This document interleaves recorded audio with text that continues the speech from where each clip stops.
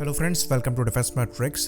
तो जैसा कि हम जानते हैं आईएनएस विक्रांत का जो इंडक्शन है वो आने वाले 2 सितंबर को होने वाला है और इसके इंडक्शन से पहले नेवी द्वारा एक प्रेजेंटेशन दी गई जिसमें इसकी कैपेबिलिटीज को डिस्कस किया गया। साथ ही साथ उस बड़े क्वेश्चन का जवाब दिया गया जिसको लेकर हम पिछले 1 साल से डिस्कशन करते आ रहे हैं और खुद भी हमने काफ़ी क्रिटिसिज्म जो है वो सुना है। तो जब आईएनएस विक्रांत का सी ट्रायल स्टार्ट हुआ था तो कुछ एरियल शॉट्स जो हैं आईएनएस विक्रांत के सामने आए थे और वहां से आईएनएस विक्रांत की लिफ्ट को लेकर जो डिस्कशन है वो चालू हुआ था। तो हमारे द्वारा भी कुछ कैलकुलेशन करी गई थी जिसके अंतर्गत हमें जो डायमेंशन मिला था उसमें जो लंबाई है वो हमें 9 से 10 मीटर के बीच में मिली थी, जहां पर हमने इस वैल्यू को 10 मीटर मान के रखा था।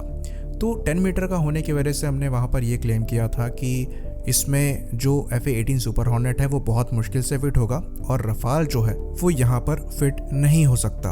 तो इसको लेकर हमें काफ़ी क्रिटिसाइज़ किया गया था कि आपकी कैलकुलेशन गलत है, क्योंकि हमारे जो साथी हैं वो इसकी वैल्यू करीबन 11 मीटर के आसपास की बता रहे थे, लेकिन हमारी कैलकुलेशन के हिसाब से ये 10 मीटर के आसपास की थी और हमने ये चीज़ कही थी कि FA-18 सुपर हॉर्नेट यहाँ मुश्किल से फिट होगा और रफाल यहाँ फिट नहीं होगा।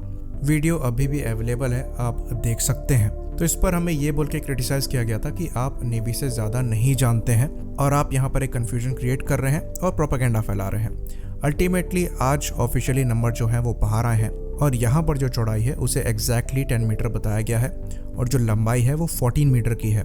ये बात आपको बता दें, MiG-29K की जो लंबाई है वो 17 मीटर की है, पर क्योंकि लिफ्ट जो है वो सी फेसिंग है तो इससे बहुत ज़्यादा फर्क जो है वो नहीं पड़ने वाला है। वहीं पर बात करें FA-18 सुपर हॉर्नेट की लंबाई की तो ये एक ज़्यादा बड़ा एयरक्राफ्ट है और यहाँ पर जो लंबाई है वो आपको 18.3 मीटर के आसपास की मिलती है।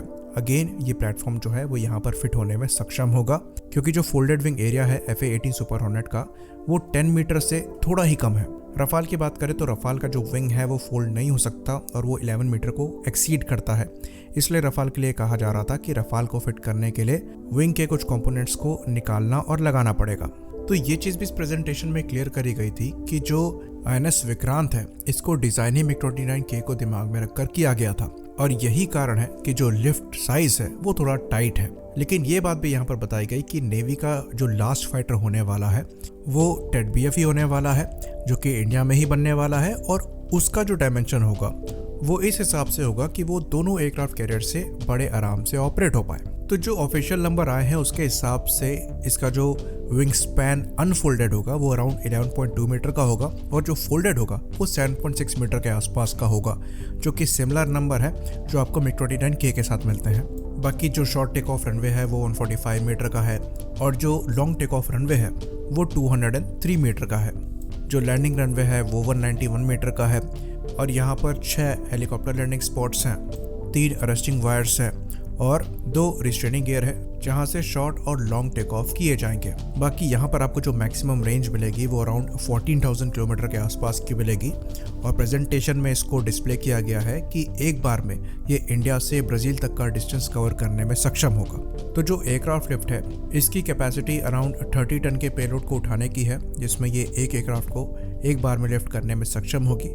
बाकी जो वेपन्स वगैरह है उसके लिए दूसरी लिफ्ट है और ये 5 है नंबर्स में। तो जो एमुनेशन लिफ्ट है ये एक बार में करीबन 2000 किलोग्राम का पेलोड उठाने में सक्षम होगी। तो अगर आप पांचों का कैलकुलेट करेंगे तो ये अराउंड 10,000 किलोग्राम का वेट होगा।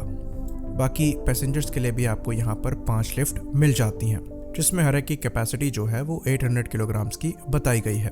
तो इस प्रेजेंटेशन से हमको क्या इंडिकेशन मिल रहे हैं? तो वही इंडिकेशन मिल रहे हैं जो कि आज से कुछ महीने पहले मिल रहे थे, जिनको हमने अपने पहले के वीडियो में डिस्कस किया था।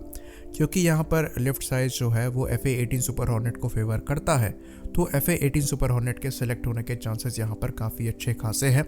साथ ही साथ FA-18 सुपर हॉर्नेट जो है वो एक इंटरिम सॉल्यूशन है, तो उसके नंबर जो है वो कम रहेंगे। मोस्ट प्रोबेबली 26 के आसपास जो नंबर्स हैं वो प्रोक्योर किए जाएंगे, जिसका रिजल्ट जो है वो इस साल के अंत से पहले आ सकता है। बाकी MiG-29K की बात करें तो इनिशियली डेफिनेटली इंडियन नेवी ने MiG-29K को दिमाग में रख के आईएनएस विक्रांत को बनाया, लेकिन उसकी परफॉर्मेंस से इंडियन नेवी सेटिस्फाइड नहीं थी और यही कारण है कि फ्यूचर में इन्हें टेड BF से रिप्लेस किया जाएगा, लेकिन आईएनएस विक्रांत के लिए एक कम्प्लीटली डिफरेंट प्लेटफॉर्म को लिया जा रहा है।